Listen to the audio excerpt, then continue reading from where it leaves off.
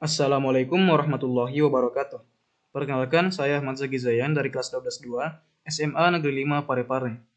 Kali ini, saya akan menjelaskan mengenai metabolisme lemak menggunakan materi presentasi berikut. Apa itu lemak? Lemak atau trigliserida adalah senyawa kimia yang terdiri dari molekul gliserol yang terikat dengan 3 asam karboksilat. Berdasarkan asalnya, lemak terbagi menjadi dua, yaitu lemak jenuh yang berasal dari hewan dan lemak tak jenuh yang berasal dari tumbuhan. Metabolisme lemak adalah serangkaian proses pemecahan lemak menjadi senyawa-senyawa yang bertujuan untuk menghasilkan energi dalam bentuk ATP. Mekanisme metabolisme lemak. Lemak dalam tubuh tidak hanya berasal dari makanan yang mengandung lemak, tetapi dapat pula berasal dari karbohidrat dan protein. Lemak akan dihidrolisis menggunakan enzim lipase sehingga menghasilkan senyawa yang lebih sederhana, yakni asam lemak dan gliserol. Metabolisme lemak terjadi di dalam matriks mitokondria. Produk hidrolisis lemak yang pertama yaitu asam lemak. Asam lemak merupakan komponen utama penyusun lemak. Proses penguraian atau katabolisme ini terjadi di matriks mitokondria. Proses oksidasi terjadi untuk mengubah asam lemak menjadi asetil koenzim A untuk segera mengalami tahap siklus Krebs atau siklus asam sitrat sehingga menghasilkan energi dalam bentuk ATP. Oksidasi ini dikenal dengan beta oksidasi. Proses penguraian asam lemak. Yang pertama, asam lemak masuk ke dalam mitokondria melalui satu shuttle yang disebut carnitine shuttle. Hal ini terjadi karena membran dalam mitokondria tidak dapat dilewati oleh asam lemak. Mekanisme shuttle yaitu asam lemak sitoplasma mula-mula berikatan dengan koenzim A dan dikatalisis oleh tiokinase, membentuk asil koenzim A. Selanjutnya, asam asil koenzim A menyumbangkan gugus asilnya ke karnitin, membentuk asil karnitin. Asil karnitin inilah yang membawa asam lemak memasuki matriks mitokondria. Pada proses ini, dibutuhkan energi sebanyak 2 molekul ATP. Proses lintasan beta oksidasi merupakan serangkaian reaksi yang bertujuan membuang 2 karbon dari ujung gugus karboksil asam lemak dan dikeluarkan dalam bentuk asetil koenzim A. Prosesnya terdiri atas 4 tahap reaksi, yaitu dehidrogenase, yaitu reaksi pelepasan oksigen, hidrasi, yaitu penambahan H2O, oksidasi, yaitu pelepasan elektron, dan tiolisis, yaitu pengeluaran asetil koenzim A dari rantai asam lemak. Tahapan-tahapan tersebut mengakibatkan asam lemak mengalami pemendekan secara terus-menerus. Asil koenzim A dioksidasi oleh enzim asil koenzim A dehidrogenase dengan bantuan FAD sebagai koenzimnya. Reaksi ini membentuk ikatan rangkap antara atom C kedua dan ketiga.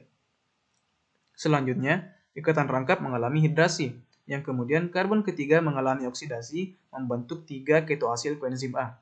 Pada reaksi ini, NAD berfungsi sebagai koenzimnya. Akhirnya, koenzim A bebas membentuk ikatan dengan karbon yang baru dioksidasi dan mengeluarkan asetil koenzim A dari rantai asam lemak. Hasil koenzim A yang lebih pendek menjadi substrat untuk reaksi selanjutnya. Asetil koenzim A yang dihasilkan dari beta oksidasi akan memasuki siklus Krebs untuk melanjutkan reaksi seperti respirasi aerob. Dalam proses oksidasi ini, karbon beta asam lemak dioksidasi menjadi keton. Proses katabolisme asam lemak bertujuan untuk menghasilkan ATP. Perhitungan ATP hasil oksidasi asam lemak dapat diuraikan sebagai berikut. Setiap 3 molekul glukosa sebanding dengan asam lemak yang beratom 18 karbon melalui proses glikolisis dan dekarboksilasi oksidatif menghasilkan 6 asetil koenzim A, 12 NADH, dan 6 ATP. Sedangkan jika asam lemak beratom 18 karbon melalui beta oksidasi membutuhkan 2 ATP, akan dihasilkan 9 asetil koenzim A, 6 FADH2, dan 6 NADH. Jika proses ini dilanjutkan hingga terbentuk ATP, dapat dihitung jumlah ATP yang dihasilkan dengan perbandingan jumlah atom karbon yang sama. Contoh perhitungannya yaitu sebagai berikut.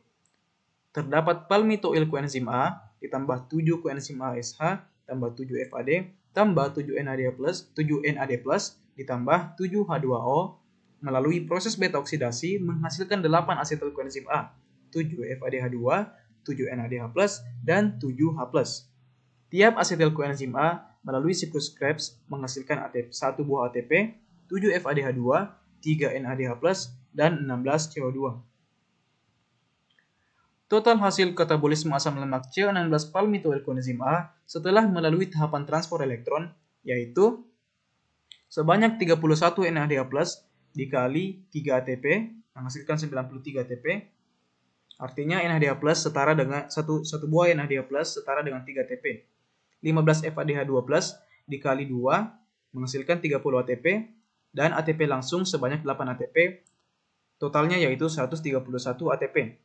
Kemudian, karena terdapat 2 ATP yang digunakan sebagai aktivasi, sehingga sisa ATP yang ada yaitu 129 ATP.